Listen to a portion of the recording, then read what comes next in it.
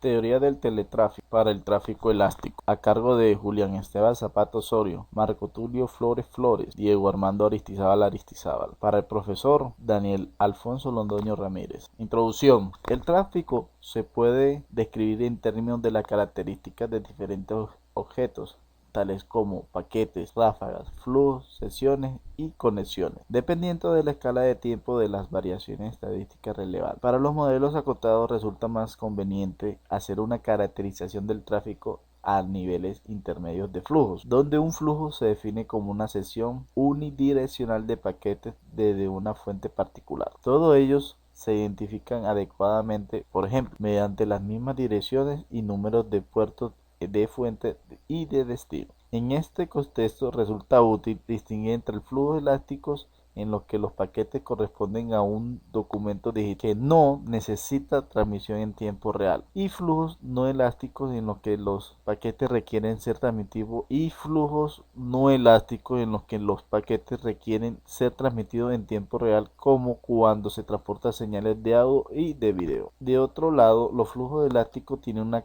característica intrínseca de tasa de bit que generalmente son variables. Debemos saber que se deben preservar aún después de que el flujo atraviesa la red. Actualmente alrededor del 85% de los paquetes en Internet utilizan TCP, pues corresponden a la transferencia de diferentes documentos digitales tales como páginas web, archivos de datos, y esto da que sea un tráfico elástico. Bueno, el tráfico elástico se puede ajustar a cambios de retardos y rendimiento de una red, sin dejar de satisfacer las necesidades de sus aplicaciones.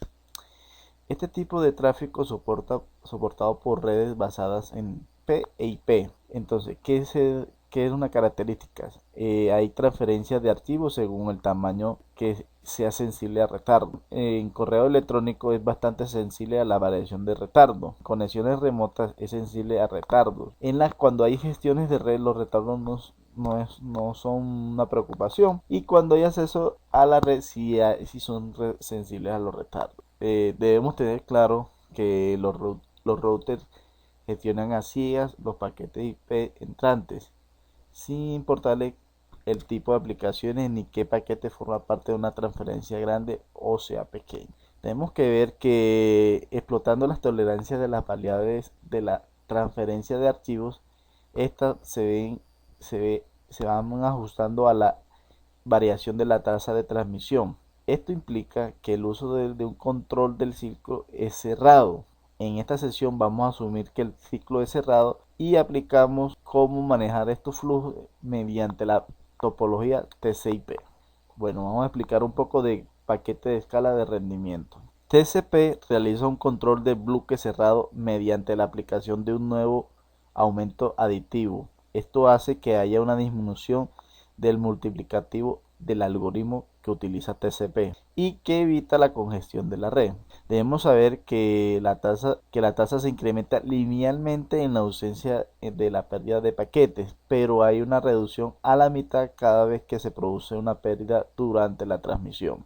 Un modelo TCP resulta en la siguiente relación conocida entre el flujo y la pérdida de paquetes tipo P.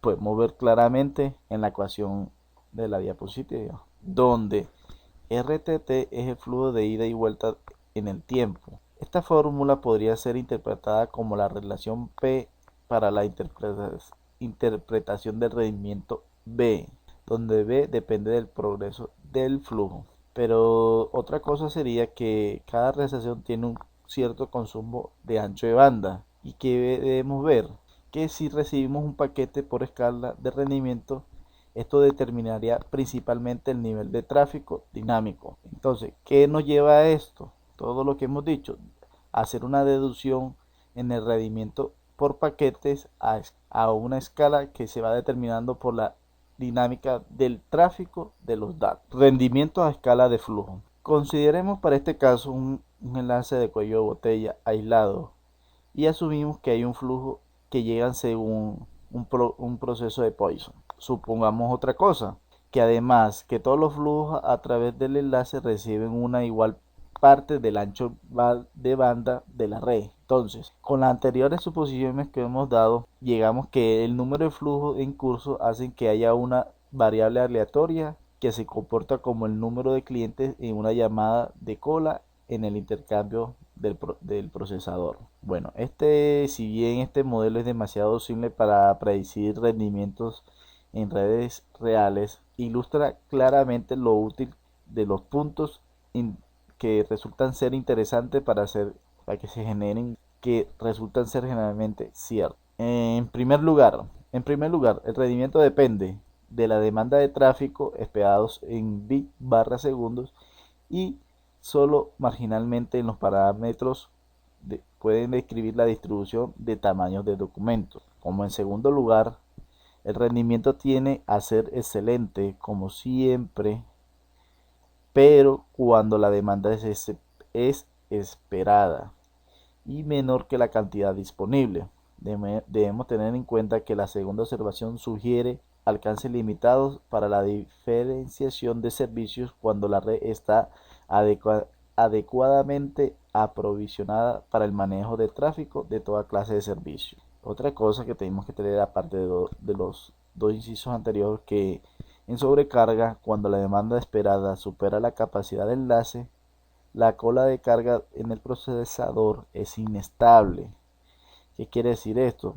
Que el número de flujos en curso aumenta indefinidamente como el flujo que tardan más y así como toman más tiempo en completarse la transmisión a medida que continúa hacia el destino. Control de admisión para el tráfico elástico. Es un control de sobrecarga más eficaz para que el usuario pueda confiar después de su impaciencia de un problema que se le haya surgido.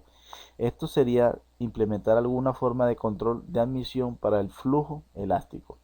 Un nuevo flujo sería rechazado siempre y cuando el ancho de banda que lo reciba no esté por debajo de un determinado umbral de transmisión. Tengamos siempre en mente que una medición basada en un esquema capaz de estimar más o menos el ancho de banda disponible para un nuevo flujo. Entonces, este umbral de admisión se tomará como sea suficiente para evitar el rechazo de flujo en una carga normal, pero lo suficientemente grande como para asegurar el rendimiento satisfactorio para los flujos admitidos en sobrecarga. ¿Qué lleva todo esto? A que haya una necesidad de rechazar el control de admisión a una muy alta velocidad y esto oponga a la dependencia de señalización explícita y reserve recursos que nos proveerán en un control implícito de admisión de información al darse cuenta que simplemente descartamos los primeros paquetes de flujos que no serían admitidos.